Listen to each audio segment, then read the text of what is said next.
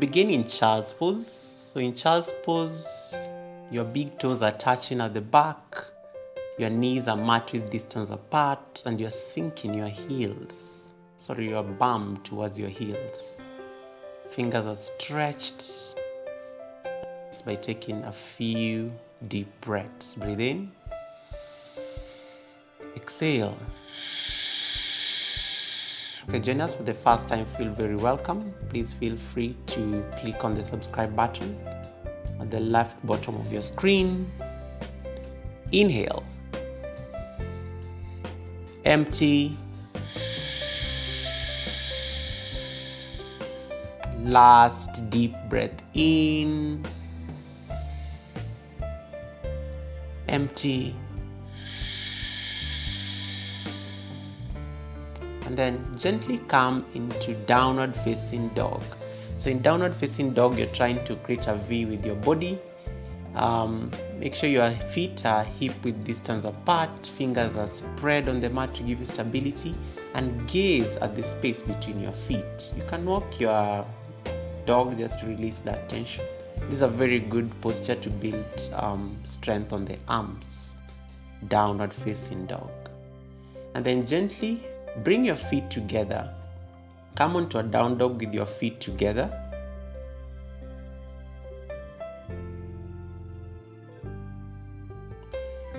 And then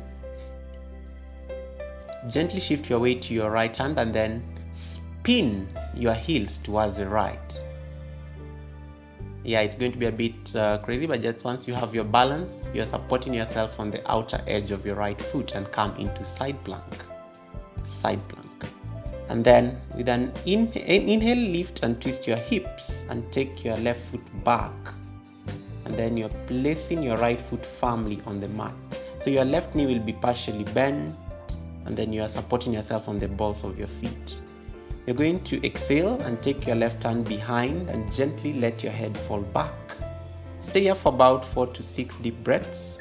Your chest and hips are facing forward.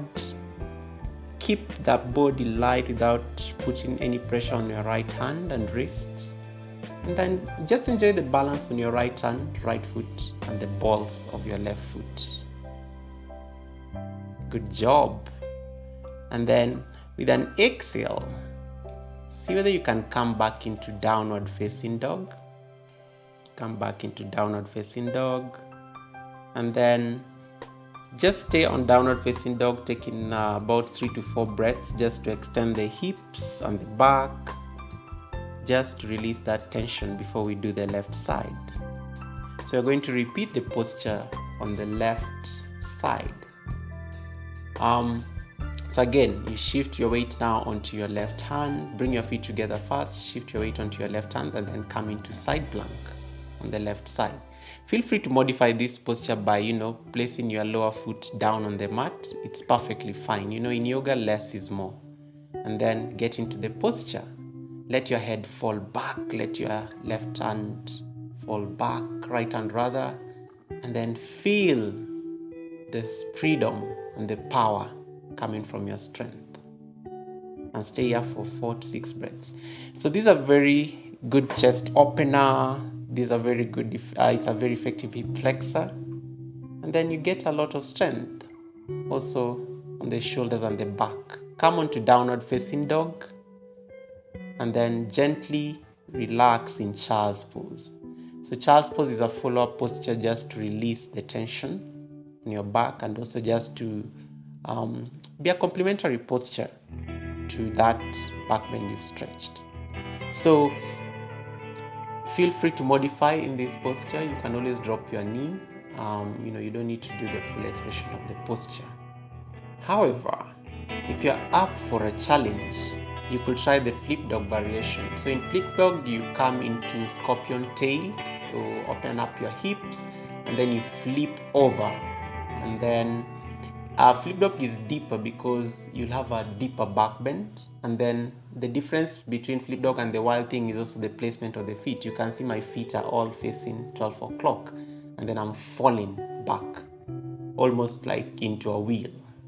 So that's the difference between the two. Come back onto downward facing dog. And then let's seal our class with 3 breaths. So coming to your heels, gently close your eyes and inhale and empty. Breathe in and out. Last deep breath in. Only from the heart can you touch the sky. Namaste. Thank you.